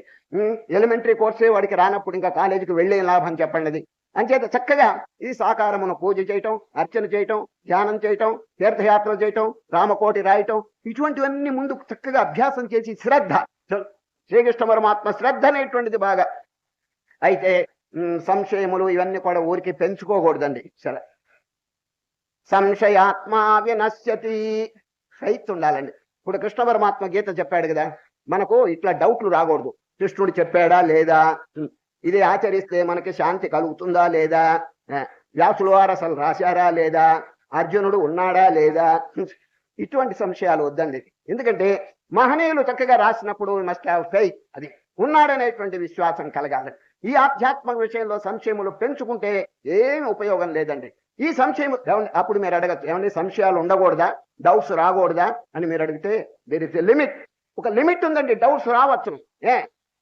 గురువు చెప్పింది చక్కగా ఆచరించే వరకు కూడా డౌట్స్ ను కొంచెం దూరంగా పెట్టండి. ఆచరించిన తర్వాత మీ డౌట్స్ నిజంగా ఏదైనా వస్తే అప్పుడు అడగండి. వివేకానంద అదే పని చేసినాడండి. మొదట్లో ఎన్నో ప్రశ్నలు అడిగాడు రామకృష్ణ పరమహంసని, ఓర్చుకుని పాపం ఎన్నో చెప్పారండి. ఆఖరికి మితిమీరి అడుగుతుంటే స్వామి వివేకానంద గారు ప్లీజ్ వెయిట్, నా దగ్గర 4 సంవత్సరాలు మీరు ధ్యానం చేయండి, సాధన చేయండి, ఆ తర్వాత మీకు ఏదన్నా డౌట్ వస్తే అడగండి అన్నాడు. 4 సంవత్సరాలు నోరు మూసుకుని ఏం అడగలేదండి వివేకానంద. 4 ఏళ్ళు అయిన తర్వాత ఇంకా డౌటే లేదండి. సరే, విద్యతే హృదయ గ్రంథి ఛిద్యంతే సర్వ సంశయా క్షీయంతే చాస్య కర్మాణి తస్మిన్ దృష్టే పరావరే. ఉపనిషత్తు అన్ని సంశయములు తొలగిపోతున్నాయి. గీతలో అర్జునుడు చెప్పలేదండి, నా సందేహములన్నీ తొలగిపోయినని చెప్పి, నష్టోమో స్మృతిర్లబ్ధా త్వత్ప్రసాదాన్మయాచ్యుత స్థితోస్మి గత సందేహ కరిష్యే వచనం తవ. ఊరికే టూ మచ్గా ఈ డౌట్స్ పెంచుకోకూడదండి. ఒక చోట ఏం జరిగిందంటే, ఒక పల్లెటూరు వాడు ఊరు ప్రయాణానికి బయలుదేరాడండి.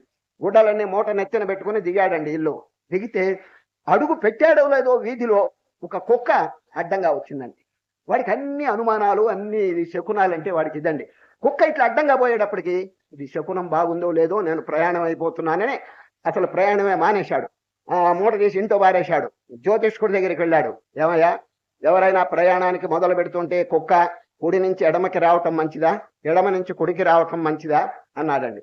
ఆయన చెప్పినాడు జ్యోతిష్కుడు, మా జ్యోతిష్కంలో గురుడు, బుధుడు, శుక్రుడు, రాహువు, కేతువు గాని కుక్కలు లేవయ్యా అని చెప్పాడండి. ఏటే జ్యోతిష్కం అన్నాడు. ఇంకో జ్యోతిష్కుడి దగ్గరికి పోయినాడు. ఏమండి, ప్రయాణం మొదలు పెడుతుంటే కుక్క కుడి నుంచి ఎడమకి రావటం మంచిదా, ఎడమ నుంచి కుడికి రావటం మంచిదా అంటే మీద పడి కరవకపోతే మంచిది అన్నాడండి. లేకపోతే ఏంటండి, సిల్లి క్వశ్చన్స్ అండి ఇవన్నీ. ఇటువంటి పెట్టుకుని ఎంత నాశనం చేసుకోకూడదండి. ఆధ్యాత్మిక క్షేత్రం గంభీరమైన క్షేత్రం అండి. ఇది కేవలం ఎక్స్పీరియన్స్ కి సంబంధించిందండి. గురుదేవుడు చక్కగా అనుభూతిని పురస్కరించుకుని మనకి బోధిస్తున్నారు. ఉపనిషత్తులన్నీ మహర్షులందరూ చక్కగా అనుభూతిని మేళవించి మనకి బోధిస్తున్నారు. Let us have some faith. ఒక విశ్వాసం కలిగి ప్రొసీడ్ అవుతాం. ఆఖరికి తెలియకపోతే అప్పుడు మనం ప్రశ్న చేయాలి, అంతేగాని అంతవరకు నోరు తెరవకూడదండి ఇది. ఇప్పుడు శ్రీకృష్ణ పరమాత్మ చూడండి, ఉద్ధరిస్తాను ఈ జనులను, నేను సంసార సముద్రం నుంచి ఉద్ధరిస్తాను అని చెప్పినాడు. ఎవరిని? తేషాం అన్నాడు. తేషాం అంటే వారిని సంసార సముద్రంలో మునిగిపోకుండా నేను ఉద్ధరిస్తాను. ఎవరో చూడండి.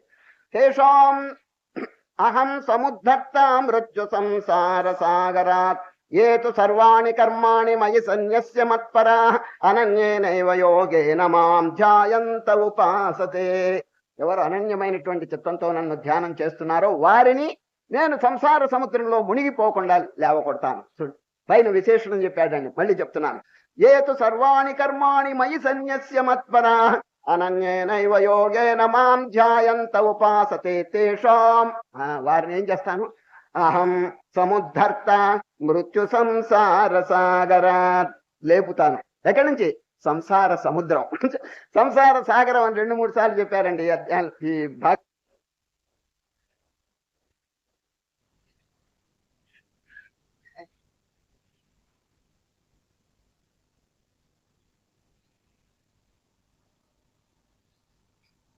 చెప్పు.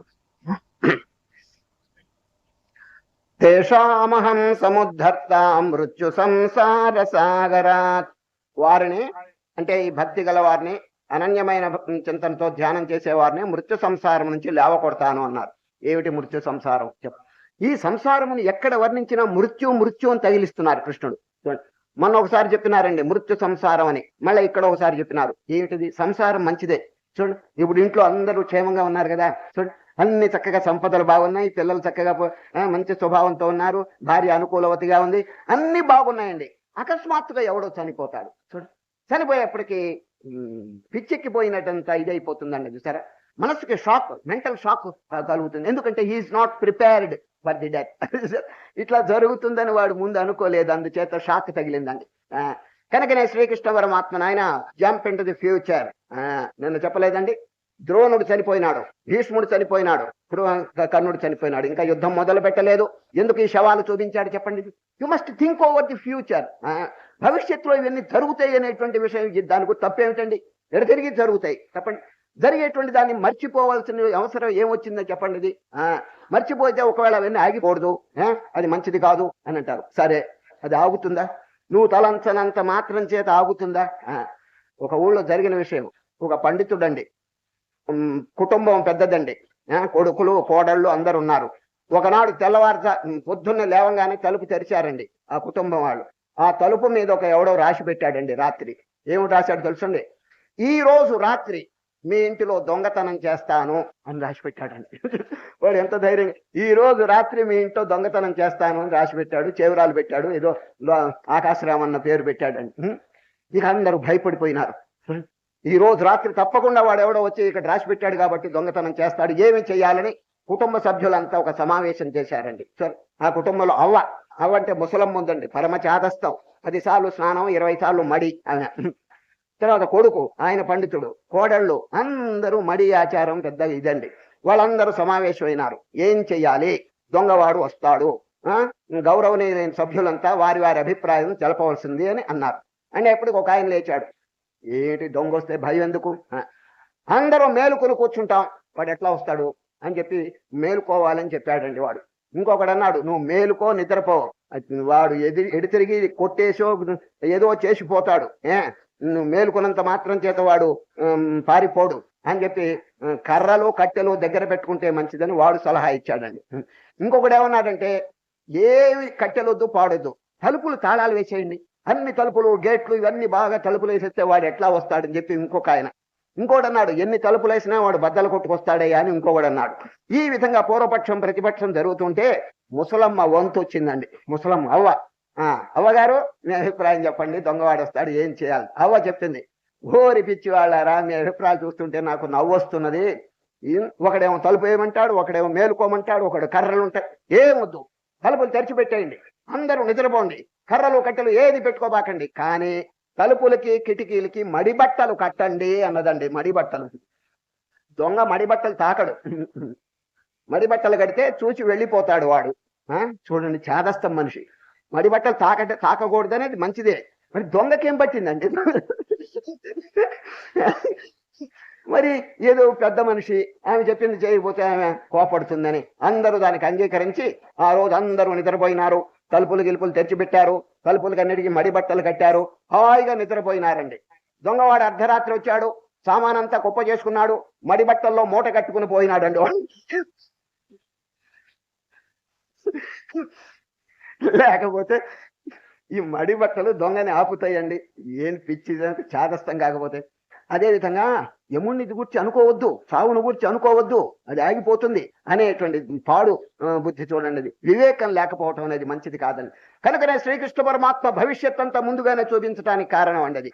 ద్రోణంచ భీష్మంచ జయద్రథం చ కర్ణం తధాన్యానపయోధ వీరాన్మయా హతాంస్తం జహిమా వ్యధిష్ట యుద్ధస్వజేతాశిరణే సపత్నాన్.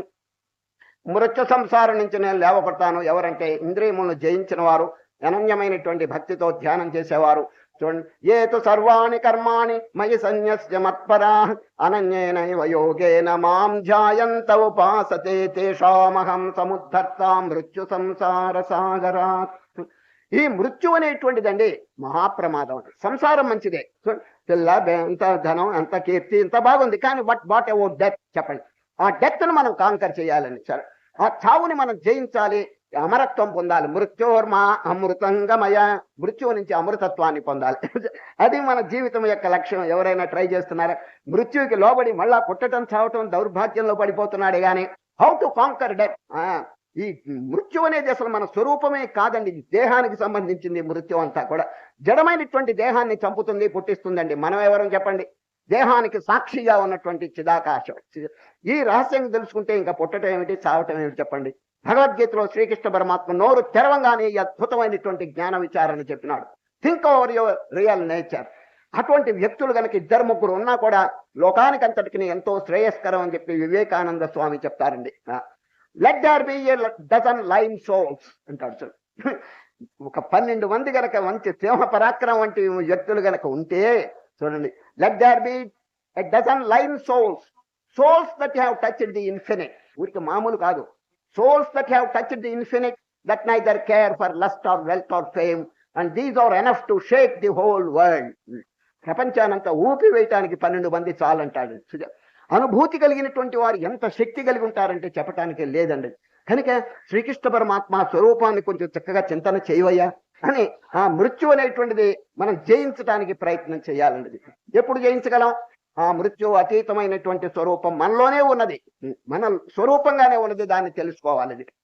తెలుసుకోవాలంటే ఉపాయములు చెప్తున్నాడు శ్రీకృష్ణ పరమాత్మ ఈ అధ్యాయంలో. దీంట్లో ఉన్న విచిత్రం ఏమిటంటే భక్తి యోగంలో భక్తి యోగం అని పేరు పెట్టి రాజయోగం గురించి చెప్తున్నాడండి. రాజయోగం అంటే how to control the mind, how to conquer the senses. ఇంద్రియాలను ఎట్లా జయించాలి, మనస్సును ఎట్లా కంట్రోల్ పెట్టుకోవాలి, ఆ విషయాల్లో దిగాడండి. నిజమైన పూజ అంటే ఇదేనండి. మనం ఏదో పుష్పాలతో పూజ చేస్తున్నావు కానీ యథార్థమైనటువంటి పూజ ఏమిటంటే మనస్సుని పవిత్రం చేసుకోవాలి. ఆ పవిత్ర మనస్సుని దేవుడికి అర్పణ చేయాలి. సరే, శంకరాచార్యులు వారు చక్కని ఒక గ్రంథం రాశారు, శివానంద లహరి. చూడండి, శివానంద లహరి. దాంట్లో ఓ పరమశివ, నా మనస్సు అనేటువంటిది మహా చపలంగా ఉంది మహానుభావ. కోతి మోస్తరు ఉన్నది. మీరు భిక్షాటనానికి పోతుంటారు అప్పుడప్పుడు. చూడండి, శివుడు కదండి, శివుడు భిక్షాటనం చేస్తాడు కదా. మీరు భిక్షాటనానికి పోతుంటే మీ వెంట ఒక కోతి కూడా ఉంటే అందరూ ఆకర్షింపబడతారు, అంతే కదండి. ఇప్పుడు ఎవరైనా ఊరికే భౌతిక భిక్ష అంటే పెట్టరండి. ఒక కోతి కనుకుంటే పిల్లలంతా వస్తారు, పిల్లలంతా వస్తారు, చక్కగా బియ్యమో అన్నమో పెట్టి పంపిస్తారు. ఈ శంకరాచార్య చెప్తున్నాడు, పరమశివ మీరు భిక్షాటనానికి వెళ్ళేటప్పుడు మీ వెంట కోతి ఉంటే ఎంతో బాగుండు. కోతి ఉంటే చక్కగా భిక్షాటనం అందరూ వేస్తారు భిక్ష. ఆ కోతి ఎక్కడి నుంచి వస్తుందనే సందేహం మీకు అక్కర్లేదు. నా దగ్గర ఒక కోతి ఉంది మహా చపలం, అది మీకు ఖరీదు లేకుండా ఉచితంగా ఇచ్చేస్తాను అన్నాడండి. ఎంత చక్కగా చెప్పాడు. ఏది మనస్సు అనే కోతి ఎప్పుడు కదులుతూ ఉంటుంది. కపాలిన్ భిక్షో మే హృదయ కపిమత్యంత చపలం దృఢం భక్త్యా బద్ధ్వా శివ భవదధీనం కురు విభో. దాన్ని కట్టడానికి తాడు కూడా నేనే ఇస్తాను. ఏమిటి ఆ తాడు? భక్తి. భక్తి అనే తాడు కట్టి నేను నా మనస్సు అనేటువంటి కోతిని తమకు అర్పణ చేస్తాను, మీకు ఉపయోగిస్తుంది. నాకు ఇది వదిలిపోతే ఎంతో శాంతంగా ఉంటుంది. చూడండి ఎంత చక్కగా చెప్పారు.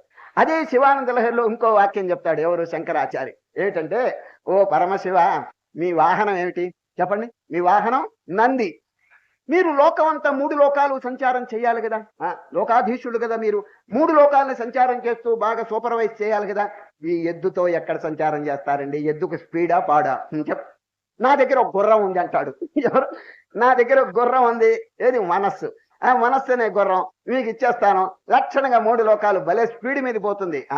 ఒకటి మామూలు స్పీడ్ కాదు, రాకెట్ స్పీడ్ అంటాడు. కళ్యాణినం సరస చిత్రగతిం సవేగం సర్వేంగితజ్ఞమనఘం ధ్రువ లక్షణాఢ్యం చేతస్తురంగమధిరుహ్య చరస్మరారే నేత సమస్త జగతాం వృషభాదిరూఢ. ఈ విధంగా మనస్సును వదిలించుకోవాలండి. సరే, ఈ మనస్సు ఇటు అటు పరిగెత్తి నానా అల్లకలోలం చేస్తుంటే శ్రీకృష్ణ పరమాత్మ దాన్ని అరికట్టడానికి 4 పద్ధతులు చెప్తున్నాడండి.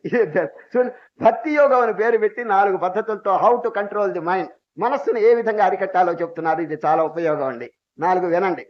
దీంట్లో ఉన్న విచిత్రం ఏమిటంటే, మొదటి పాఠం మీరు ఆచరించలేకపోతే 2వ పాఠం దిగిరండి, ఇంకో పాఠం చెప్తారు. అది కూడా మీరు ఆచరించలేకపోతే 3వ పాఠం, అది కూడా ఆచరించలేకపోతే 4. దిగి వస్తున్నాడండి శ్రీకృష్ణ పరమాత్మ. వినండి. మొదటి పాఠం మయ్యేవం అన ఆధత్స్వ మయి బుద్ధిం నివేశయ నివసిష్యసి మయ్యేవ అతవోర్ధ్వం న సంశయః. ఓ అర్జున, పరిగెత్తే మనస్సును నాయందు, మయి అంటే ఆత్మ. చూడండి, ఎక్కడైనా సరే భగవద్గీతలో నాయందు అని కృష్ణుడు చెప్తే ఒక వ్యక్తి అని చెప్పి అనుకోబాకండి, ఆత్మయందు. చూచారా, కృష్ణునికి ఆత్మకి భేదం లేదండి. అందరి యొక్క హృదయంలో వెలుగుతున్న ఆత్మే ఆ కృష్ణ పరమాత్మ. కనుక మయ్యేవ మన ఆధత్వ, అర్జున పరిగెత్తేటువంటి మనస్సుని వివేకం చేత విచారణ చేత లోపలికి తీసుకురండి. ఎక్కడ పెట్టవలను? నాయందు. మయ్యేవ మన, నాయందు అంటే ఆత్మయందు స్థాపించండి. ఇదే సామాన్యమైన విషయం అండి. పరిగెత్తేటువంటి మనస్సును మనం పిలిస్తే వస్తుందండి. వైరాగ్యం బోధించాలి, వైరాగ్యం బోధించాలండి. బోధించకపోతే అది ఒప్పుకోదండి. మనస్సు ఒకటే అడుగుతుంది, నేను ఎందుకు రావాలి, నేను ఎందుకు అక్కడికి రావాలను, ఇన్నాళ్ళ వరకు బాగా తినమరిగాను, ఇప్పుడు కూడా అటే పోతున్నాను అని అంటుంది. రెబెల్ చేస్తుంది, it will rebel. How to canker it, దాన్ని చక్కగానండి బోధించాలి. లాలయే చిత్త బాలకం, కూర్చోబెట్టి చక్కగా బోధించాలి. సరే, దాని పేరే మానస బోధ. ఇద్దరు చెప్తున్నాను. ధ్యానమందున నీవు చిత్తమును ఇటునటో పరుగెత్తనీయకు మనస, నిశ్చలంబైనట్టి చిత్తంబు లోపల ఆనందముదయించు మనస. వ్యవహారమందున మునిగియున్నను నీవు దైవాన్ని మరువకు మనస, దైవ భావన ఒకటి నిక్కముగ భువిలో నకడ చేర్చు సాధనము మనస.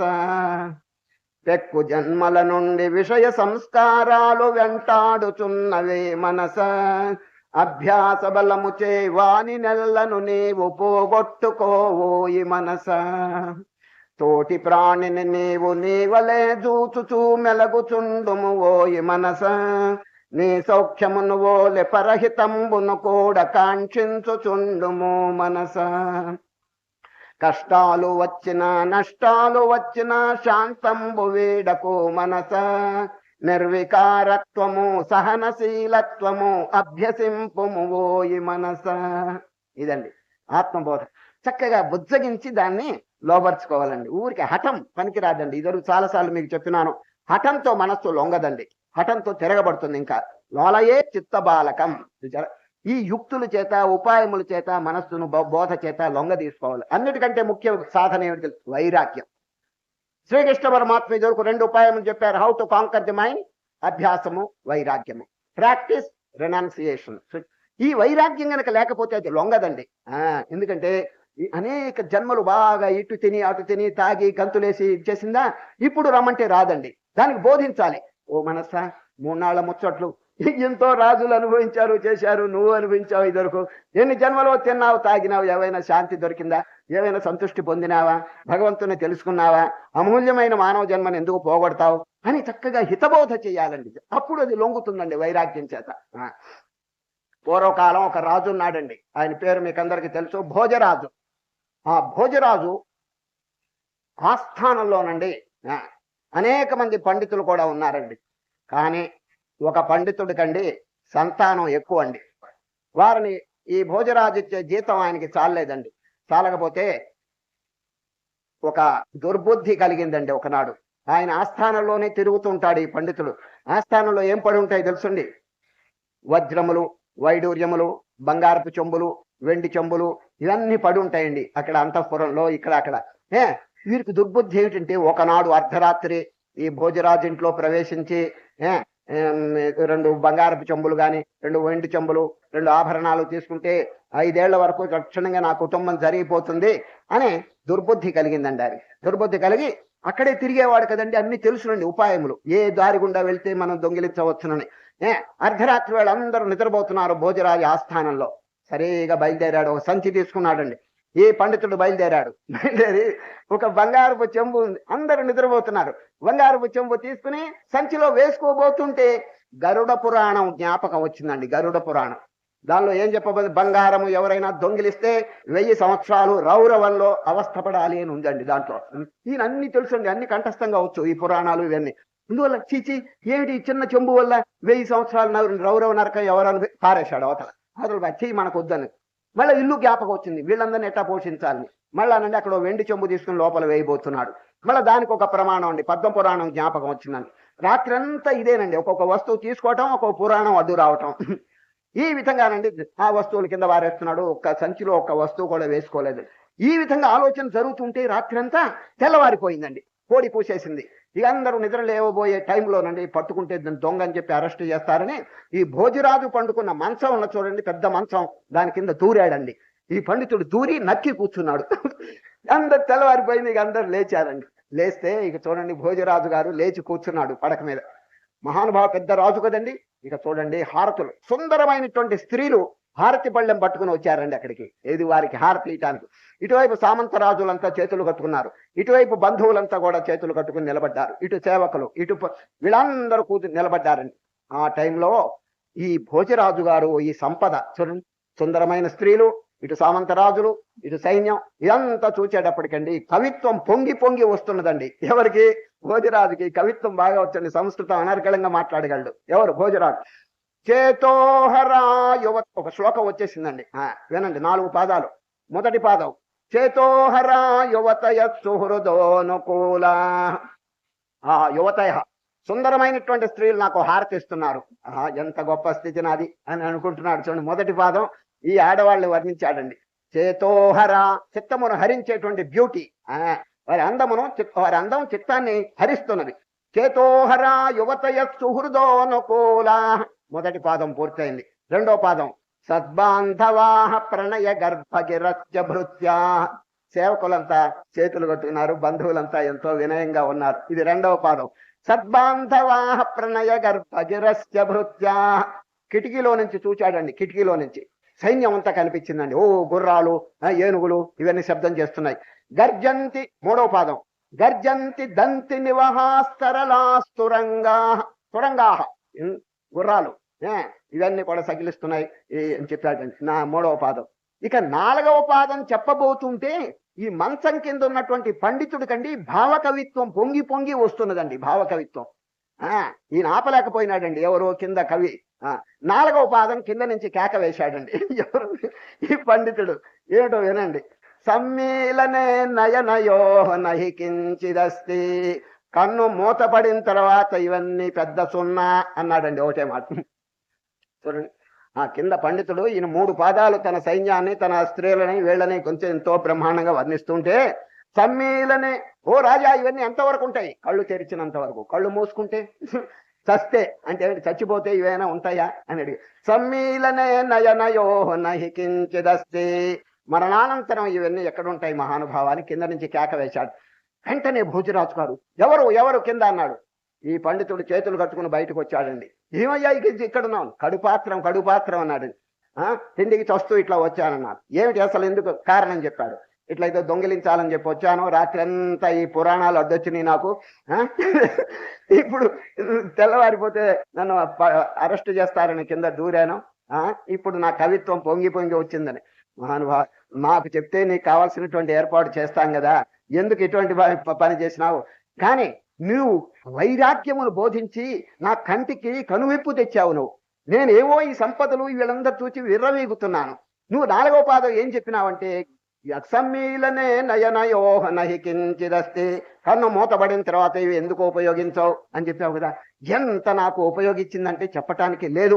అపూర్వమైనటువంటి వైరాగ్య భావన నాలో కలిగించావు. మీకు కావాల్సినటువంటి ధనధాన్యములు తీసుకో అని చెప్పి మంత్రి గారికి చెప్పి ఇది చక్కగా ఏర్పాటు చేశారండి. చూచారా, ఈ వైరాగ్యం లేకపోతే మనస్సు నిలవదండి, ఇటు అటు పరిగెత్తుతూనే ఉంటుంది. ఇప్పుడు శ్రీకృష్ణ పరమాత్మ ఏం చెప్పారు? మయ్యేవ మన ఆధత్స్వ, పరిగెత్తేటువంటి మనస్సు నా యందు నిలుపు. ఎట్లా నిలుస్తుంది? ఈ వైరాగ్యము, అభ్యాసము, ప్రాక్టీస్ అండ్ రెనౌన్సియేషన్, ఈ రెండిటి ద్వారా చక్కగా మనస్సు నిలపచ్చండి. ఇది ఫస్ట్ లెసన్. ఒకవేళ నిలపలేకపోతే చూడండి 2వ పాఠం, అభ్యాసయోగేన తతో మామిచ్ఛాప్తుం ధనంజయ. ఒకవేళ మీరు మనస్సు నిలపలేకపోతే వదిలిపెట్టబాకండి, అభ్యాసం చేయండి. ఈ రోజు కాకపోతే ఇంకో 4 రోజుల కన్నా దారికి వస్తుంది, లేకపోతే సంవత్సరానికైనా దారికి వస్తుంది. Practice makes a man perfect. అదే ప్రాక్టీస్ అనేటువంటిది, అభ్యాసం మీరు వదలవద్దు. చూడండి ఆధ్యాత్మిక స్థితిలో, సామాన్యమైనటువంటి ప్రాపంచిక విషయాల్లోనే అభ్యాసం ఎంతో సహాయపడుతుంది. ఇక ఆధ్యాత్మికలో ఎందుకు చేయదు అని అభ్యాసయోగేన తతో మామిచ్ఛాప్తుం ధనంజయ. నంబర్ 2, అభ్యాసం కూడా చేయలేకపోతే అభ్యాసే, 3వ పాఠం, అభ్యాసేప్యసమర్థోసి మత్కర్మ పరమో భవ మదర్థమపి కర్మాణి కుర్వన్ సిద్ధిమవాప్ససి. మదర్థం అంటే దైవ కార్యాలు చేసుకోవడం. సరే, నీకు ఈ రాజయోగం అభ్యాసం కుదరకపోతే దైవ కార్యాలు చెయ్యి, పూజ చెయ్యి, పునస్కారం చెయ్యి, తీర్థయాత్ర చెయ్యి, జపం చెయ్యి, రామకోటి రాయి, ఇటువంటి ఏదైనా ఒక కార్యక్రమం పెట్టుకోండి అన్నాడు ఎవరు? శ్రీకృష్ణవరం. దైవ కార్యం. ఆ దైవ కార్యం కూడా చేయలేకపోతే చూడండి, అథైతదప్యశక్తోసి కర్తుం మద్యోగమాశ్రిత సర్వకర్మ ఫలత్యాగం తదకురుమతాత్మవాన్. సామాన్యుడు నడవటం, కూర్చోవటం, వ్యవహరించడం ఇటువంటి పనులు అయినా చేసినా కృష్ణార్పణం, రామార్పణం. ఆఖరికి పరమాత్మకు అర్పణ చేసేసి దైవార్పణ బుద్ధితో ఈ కార్యములు చేయమని చెప్పి 4వ సాధన చెప్పారండి. ఈ విధంగా 4 సాధనలు చెప్పి ఇప్పుడు ఈ రాజయోగం అంత బోధించిన తర్వాత సద్గుణములు చూడండి, 26 సద్గుణములు చెప్తారండి. ఇవే పుష్పాలు. భగవంతునికి మనం పూజ చేస్తున్నప్పుడు సామాన్య పుష్పాలతో చేస్తున్నాం, మంచిదే, కానీ చాలదు. Don't be satisfied. అది ఎవరు తయారు చేశారు చెప్పండి? భగవంతుడు తయారు చేశాడు ఈ పుష్పాలు. చామంతి పువ్వు, మల్లెపువ్వు, గులాబీ పువ్వు ఇవన్నీ కూడా భగవంతుడు సృష్టి చేసినారండి.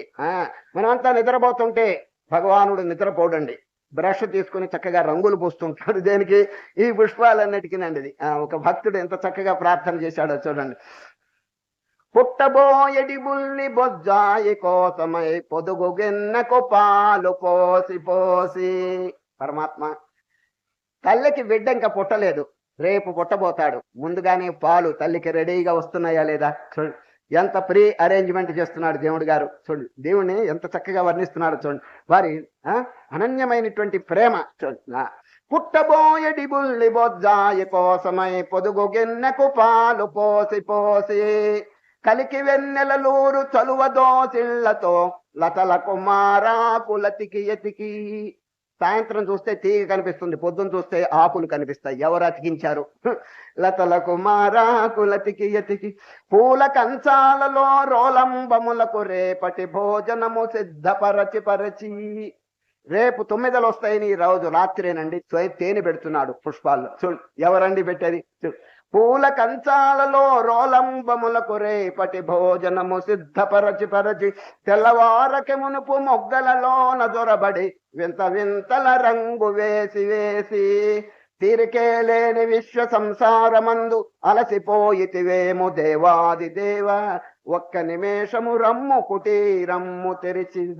ఈ నాకు హృదయ కుటీరం తెరిచినాను, విశ్రాంతి తీసుకోండి మహానుభావ అని ఆ భగవంతుని భక్తుడు ప్రార్థన చేస్తున్నాడు. ఎంత ఎందుకు చెప్పినానంటే, మామూలుగా ఈ పుష్పాలన్నీ మనం కోసుకుని దేవుడికి అర్పణ చేస్తున్నాం, మంచిదే, ఇది సామాన్య పూజ. డోంట్ బి సాటిస్ఫైడ్, దాంతో తృప్తి పొందొద్దు. మనం పుష్పాలు తయారు చేయండి. ఏంటి? అహింస ప్రథమం పుష్పం. అహింస పుష్పమింద్రియ నిగ్రహ సర్వభూత దయా పుష్పం క్షమా పుష్పం విశేషత శాంతి పుష్పం తపః పుష్పం ధ్యాన పుష్పం తథైవ చ సత్యమష్టవిధం పుష్పం విష్ణోః ప్రీతికరం భవేత్. విష్ణువుకి ప్రీతికరమైనటువంటి పుష్పాలు ఇవ్వండి. అహింస, సత్యము, దమము, శమము, పరోపకారం ఇవన్నీ కూడా ఏమండి. ఈ పుష్పాలతో ఎందుకు పూజ చేయకూడదు మనం చెప్పండి? కనుక ఈ రోజు శ్రీకృష్ణ పరమాత్మ 1 కాదు 2 కాదు 26 పుష్పాలు తయారు చేసి మనకి ఇస్తున్నారండి. ఆయన ఈ 26 పుష్పాలని మీరు చక్కగా అవలంబించండి. పేర్లు చెప్తున్నారు వారు. అద్వేష్ట సర్వభూతానాం మైత్రః కరుణ ఏవ చ నిర్మమో నిరహంకార సమదుఃఖ సుఖక్షమే. నిజంగా ఒక్కొక్క సుగుణం మనం హృదయంలో బాగా చింతన చేస్తుంటే ఎంత ఆనందం అండి. ఆ సుగుణం ఉన్నదా? కొంచెం విచారణ చేయండి. కాగడా పెట్టి వెతకండి. కొంచెం ఎక్కడుందండి? ఎంతసేపటికి ద్వేషము, క్రూరత్వము, అపకారము, హింస ఇవి జాస్తి అయిపోయిందండి. అది ఈ ప్రపంచం ఎట్లా ఉందో ఒక చిన్న దృష్టాంతం చెప్తే మీకు అర్థమవుతుంది. ఇటలీలోనండి, ఇటలీ డిక్టేటర్ ఒక ఆయన ఉన్నాడు, మీకు అందరికీ పేరు తెలుసు. ఎవరండి? ముస్సోలిని. ఆయన పెద్ద పెద్ద ఆఫీసర్లందరికీ ఒకసారి అండి డిన్నర్ పార్టీ చేశాడండి. రాత్రి ఇట్లాగే 8:30కి డిన్నర్ పార్టీ చేసినాడండి. పెద్ద పెద్ద ఆఫీసర్లు అందరూ వచ్చారు, మిలిటరీ కమాండర్స్ ఇంకా చాలా మంది వచ్చారు. అక్కడ అండి ఒక రౌండ్ టేబుల్ పెట్టాడండి. రౌండ్ టేబుల్, దాని చుట్టూ చైర్స్ వేశారు, కుర్చీలు, పెద్ద పెద్ద వాళ్ళండి. అక్కడ డిన్నర్ పార్టీ ఏమిటి చెప్పండి? ప్లేట్లు పెట్టారండి. చిన్న చిన్న ప్లేట్లు పెట్టి దాంట్లో అనేకమైన పదార్థములు, తినే పదార్థములు. సెంటర్లో ఏం చేసినాడు తెలుసండి? డెకరేషన్ కోసం, అలంకారం కోసం ఒక బంగారపు పళ్ళెం, ఒక వజ్రం మధ్యలో పెట్టాడండి. వజ్రం ఆ లైట్లకండి ఆ వజ్రం వెలుగుతుంటే ఆనందంగా ఉందండి, మహాప్రకాశంగా డెకరేషన్, అందరికీ ఉల్లాసంగా ఉందండి. అది ఊరికే అలంకారం కోసం పెట్టాడు. అది ఎంత ఖరీదు తెలుసుంది, ఆ వజ్రం ₹1,00,000 ఖరీదు అవుతుంది. బంగారం పళ్ళెం చెప్పటానికి లేదు, మహా విలువ అండి. చుట్టూ అందరూ కూర్చున్నారు, డిన్నర్ పార్టీ జరుగుతున్నది. అది అకస్మాత్తుగా కరెంట్ ఆఫ్ అయిపోయిందండి. కరెంట్ ఆఫ్ అయిపోయిందండి. ఒక్క నిమిషం అయిన తర్వాత మళ్ళా కరెంట్ వచ్చిందండి. ఏం జరిగిందో తెలుసండి, బంగారపు ఆ చీకట్లోనండి బంగారపల్లిలో ఉన్న వజ్రం ఎవడో కొట్టేశాడండి. చీకట్లో ఎవడో కొట్టేశాడు. ముస్సోలని చూచినాడండి, లేచినాడు. ₹1,00,000 విలువ చేసేది పోయింది. అది ఎవరో వడ్డం చేసే పోర్టర్స్ చేశారో, ఎవరు చేశారో ఎవరికి తెలియదండి. నిలబడ్డాడు. ఏమండి, అందరూ పెద్ద మనుషులు, ఇక్కడ ఉన్న వారందరూ పెద్ద ఆఫీసర్లు. ఫలానా వాడు తీశాడు, ఇక్కడ సర్వర్స్ కూడా కొందరు ఉన్నారు. ఎవరు తీశారో మనం చూడలేదు, ఎందుకంటే చీకటి కాబట్టి. ఇప్పుడు నేను ఒక ఉపాయం పన్నుతాను. ఏమిటంటే, నేను కావాలని చెప్పి మళ్ళీ లైట్లు ఆఫ్ చేస్తాను, మళ్ళా చీకటి రప్పిస్తాను. ఎవరు తీసుకున్నారో వారు మర్యాదగా ఆ పళ్ళెల్లో తెచ్చి పెట్టండి. ఈ చీకట్లో ఆ పళ్ళెల్లో తీసుకెళ్ళినటువంటి వజ్రం మళ్ళా తీసుకొచ్చి పెట్టండి. మళ్ళా నేను లైట్లు మళ్ళా ఆన్ చేస్తాను, ఫలానా వాడు పెట్టాడని చెప్పి వారికి తెలియదు అని చెప్పి మళ్ళా లైట్లు ఆఫ్ చేశాడండి. ఎవరు ముస్సులని ఆఫ్ చేసి ఒక నిమిషం అయిన తర్వాత చూస్తేనండి బంగారం పళ్ళెం కూడా కొట్టేశాడండి ఎవడు. ఇట్లా ఉంటుందండి పరిస్థితి. ఈయన బోధ ఎవరికైనా జీర్ణమైందా చెప్పండి. ఈ పెద్ద మనుషులాగా బోధ చెప్పాడండి. అయ్యా బాగుపడండి, బాగుపడండి. బాగుపడాలని ఉంటే కదా అక్కడ చెప్పండి. కనుక శ్రీకృష్ణ పరమాత్మ ఎన్నో ధర్మాలు చెప్తున్నారండి, ఎన్నో సుగుణాలు చెప్తున్నారు. 1 కాదు, 2 కాదు, 26 చూడండి. అందులో ఒక్కొక్కటి కనుక ఆలోచిస్తే మన హృదయంలో అది లేనట్టుగానే చాలా మందికి తోస్తున్నదండి. ఎందుకంటే అద్వేష్ట సర్వ చూడండి. సర్వ అంటే ఏమిటి? Not only to humanity but to the whole creation at large. చూడండి, ప్రేమ అనేది కేవలం మానవులకే కాదే, extend your love to all ఇతరమైన క్రియేషన్. చూడండి, ప్రపంచంలో అనేక జీవరాశులు. మానవుడు ఎవరండి? మానవుడు నిజంగా చూస్తే మైనారిటీ అండి. ఈ అనంతమైనటువంటి విశ్వంలో 84 కోట్ల జీవరాశుల్లో ఒక్కొక్క ప్రాణి చెదలు లెక్క పెట్టండి, కోట్లు ఉంటాయండి చెదలు. ఈ విధంగా మానవుళ్ళు ఎంత అంటే చాలా తక్కువ మైనారిటీ. మరి వీడు మాత్రమే ఉన్నాడా ఈ ప్రపంచంలో, ఇంకా ఇతర ప్రాణి కోట్లు? కాబట్టి సర్వ అనేటువంటి పదం ప్రయోగిస్తున్నారు. అద్వేష్ట సర్వభూతానాం మైత్ర కరుణయేవచ. ఈ సద్గుణాలన్నిటి మనం ఆహ్వానించాలి, చక్కగా హృదయంలో బదిలపరచుకుని. అయితే ఒక పెద్ద ప్రశ్న వస్తుందండి, ఏమిటంటే దుర్గుణాలు ఇదివరకే పీఠం వేసినాయండి ఇక్కడ. ఎక్కడ? హృదయంలో దుర్గుణాలు. ఇప్పుడు హృదయ స్థానంలో ఇది దుర్గుణాలు ఖాళీ అయితే కదండి సద్గుణాలు రావాల్సింది. There is only 1 chair but it is pre occupied by somebody. ముందుగానే ఆక్యుపై చేసుకున్నారు. ఎవరు? రాక్షసులు, కామ, క్రోధ, దరిద్రులు వీళ్ళు ఉన్నారు చూడండి. వీళ్ళు వచ్చేసి ముందుగా ఆక్యుపై చేసుకున్నారు. ఇప్పుడు ఆగమార్థంతో దేవానాం, ఓ దేవతలారా రాండి అంటే వాళ్ళు ఏమంటున్నారు? గమనార్థంతో రాక్షసాం, రాక్షసులు పంపవయ్యా అంటారు.